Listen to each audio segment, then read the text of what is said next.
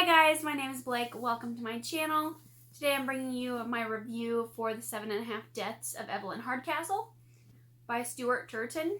I'll be doing a spoiler-free section at the front, and then I'll let you know when I get into a spoilery section at the end. I ended up giving this book 3.5 out of 5 stars. I really enjoyed it for the most part, and I thought that I was going to give it 5 stars throughout most of the book. It was a highly anticipated read of mine, and I really enjoyed this atmosphere. And I think the best summary to give you is the one on the back of the book. Evelyn Hardcastle will be murdered at 11 p.m. There are 8 days, 8 witnesses for you to inhabit. We will only let you escape once you tell us the name of the killer. Understood? Let's begin. So we're following our main character who is waking up in these different bodies each day, and he gains their perspective on how Evelyn died. And when he inhabits these bodies, he is gaining not just their insights, but also he gains pieces of their personalities, and their thoughts become his own. So it's really interesting. And it's not just a cut and dry mystery thriller. It's very much, there's a lot more to it than what is given to us in the synopsis. It has science fiction and fantasy elements in it as well. I think it's best to go into this knowing as little as possible, because I knew nothing when I went in, and I was quite pleased with how everything turned out. I think the idea behind this book is incredibly clever. The last half is incredibly action-packed, fast-paced plot, and then the beginning is a very slow build to what's actually going on. While I was reading, I kept thinking how incredibly difficult it must have been to write this book, because there are so many timelines and pieces to follow.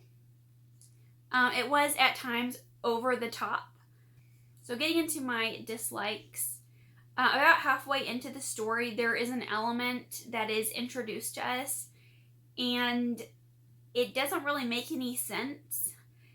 It's kind of an explanation for why things are the way that they are. At the time, I thought that it would be explained later in the book, but it never actually gets explained, and that was really bothersome for me. But my biggest dislike about this book had to be the ending. I am pretty good at guessing the whodunit in mystery and thriller novels, but in this one I didn't, and I think that was great. However, the person that it was, I never would have guessed that they were the killer. It was I feel like it was the most random and out of left field person that it possibly could have been. There is no way that I would have figured that out. I ended up deducting a star for that really random ending and everything that happened afterwards. I can't really say a lot about anything because it is a mystery book and I want it to be as blind as possible. Before I went into this book, a lot of people had issues with the timeline. They said that this book was very confusing, that the timeline was very convoluted, and knowing that going into it, I had a notebook and I was writing down notes to myself all throughout the story, and I ended up with pages upon pages of notes because I was trying to write down the clues and trying to put pieces together to figure out the killer alongside our main character. And I even had like a little timetable to help figure out where everyone was at certain times, and I think that was a huge help. I didn't feel like the timeline was terrible. There were definitely moments when it was convoluted, particularly around a certain character, but overall I still had a really good time. But I think it was incredibly well done, and I can't imagine a debut author putting this out as their first work. That's insane. There are also quite a few content warnings as well, because we are waking up in different perspectives each day. We end up in the perspectives of some pretty unsavory characters. We wake up in the perspective of a very obese man, and his thoughts are incredibly fat phobic, into the body of a sexual predator. We are inside someone's body as they are beaten, and there are mentions of suicide and addictions as well, so do be wary of that. I absolutely loved that our main character is taking on the personalities and the thoughts of the people that he wakes up into. It's quite fascinating, and how each character had their very own voice and they were all different, I think was incredibly unique. I love that this had nods to Agatha Christie and classic mystery solving. I loved all of the, even the terrible characters. I think that they all really contributed something to the story. It's a very large cast. And just how terrible these people were, and they all had secrets and they were all telling lies, and it was absolutely fascinating to witness. Something else that I loved is that with these Groundhog Day books, I feel oftentimes whenever you're living the same day over and over and over again, it gets really boring. I don't feel like there was ever a day or a moment of this that was boring or felt like it wasn't necessary, because every single piece of information that we get is valuable in some way, either later on or in that present moment. And there isn't just one mystery going on. It's not just Evelyn Hardcastle's murder. There are so many other lies and cheats about the estate. I would definitely read another book like this, and I can't wait to see what else this author writes. If he wrote other books in this world or in this setting or with this Groundhog Day effect, I would absolutely love that. Getting into my spoilers, because I have a lot of them. If you haven't read it and you don't want to be spoiled, you'll have to leave and maybe come back. Anna. I don't know why. Why Anna? I feel like there were a couple moments in the story that did drag, and when the timeline was convoluted, it was because of Anna. Because she literally doesn't remember when she's met them before. And every time she sees Aiden, she says, I have no idea when we've met. I don't know what's happened. And it was really bothersome, and I didn't like her character. I didn't trust her ever. And even at the end, when there was like the big reveal, it just... Why Anna? Why? I didn't get the Blackheath, the futuristic prison thing. I was very confused, and I was hoping that it would be explained as to what was going on, but it never was. We know that it's a futuristic prison, and we know that they're trying to reform these really horrible criminals, and Aiden's not supposed to be there. But why? Why in this format? Exactly, and I know that it's designed to torture them, but to like give them a mystery that's unsolvable. But I had a ton of questions, particularly the prisoner reform thing. They're supposed to go there as punishment because they were bad people, and they're supposed to like change their ways while they're in this prison, but they have no memories. They only remember this day, the same day over and over again. So they're not really like changing their ways.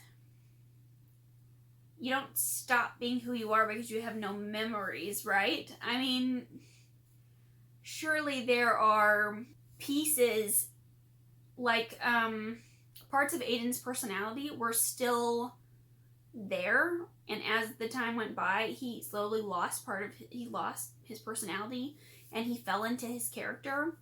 So wouldn't the people that you put in this prison just gain the personalities of the person that you've put them into? They aren't necessarily changed, but they've just become someone else. Does that make sense? I don't think so, but that's how I felt reading it. It didn't feel like it clicked as to why it was the way that it was. Aiden wants to help her escape. When he went into this prison to kill her, and then he has now, after living through this event, he wants to help her escape. And that didn't make sense to me either. How do you know that she's changed? Or what if her memory returns? Or do they give her memory back to her when she leaves the prison? What if she was able to solve the mystery? I'm so confused and overwhelmed by this Black Key thing. I really wish that wasn't an aspect of the book. I would be willing to suspend my disbelief. And I would have rather have just not had it explained or put in there. Also, the people in the plague mask, I thought that they were a really interesting and creepy twist to the story. And the fact that they're prison guards, I was like, okay.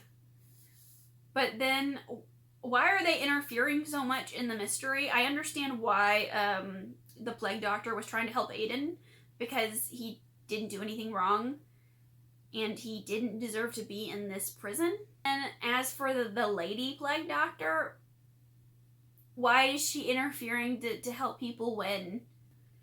Getting into the actual murder bit, I really wish that it would have ended with Michael being the one that killed Evelyn. Whenever the father was found dead, I was assuming it was Michael, and then it ended up being him, and that was great. It still would have been a great story. And even with the final twist of it being like a double murder, I would have been okay with that too if it was someone that I felt like was a plausible suspect. But the maid being the real Evelyn, while she paid someone to fake being her, while she paid someone to fake being Evelyn, I didn't feel like it was realistic, because surely someone would have noticed, like, hey, that maid is the real Evelyn. I know that it's been a long time since she has seen these people, but I think her own parents would notice, or the people that she grew up with, the cooks and the maids in the house, would have observed something wasn't quite right. While the murder of Evelyn is going on, there was this bigger story of there was a boy who drowned at the lake years before, and then we discovered that the stable boy had also disappeared before that. So there was this element of creepiness, because maybe this house is cursed, or I was thinking that it was someone that Aiden was inhabiting, that he was the one that had killed these boys. It was quite creepy, and I really enjoyed that, the other mystery aspects as well. And of course, we have murders left and right, and I quite enjoyed that. And I loved how big the cast of characters was, because oftentimes when you have these murders that take place in a house, there's only so many people it could be, and you're usually like, well, it's either the brother or the sister-in-law, because that's the only two people that are good suspects. And there is no way that I thought that the maid would have been the real Evelyn. There is no way that she would have been a suspect in my mind. She only had dialogue twice in the entire 500-page book, and she only gets mentioned once by Evelyn, and that's to say that she's a terrible maid and all she does is snoop. I also love the added element of the footman, because we thought for the longest time that he was the other player, and he ended up not being. And I love that they made it like a game aspect. I never felt like we spent a lot of time with Evelyn, just in that first day, in that first body. And I really wish that we would have actually spent more time with her. I didn't like the ending. That's what the spoilery section is. I know it seems like I didn't like the book from the spoilery section, but that's totally not the case. I really enjoyed a lot of things about this, and like I said, throughout most of it, I really was thinking it was going to be a 5-star read. Let me know if you have read this and what your thoughts were, because I would love to know. And I'll see you with another video again soon. Bye!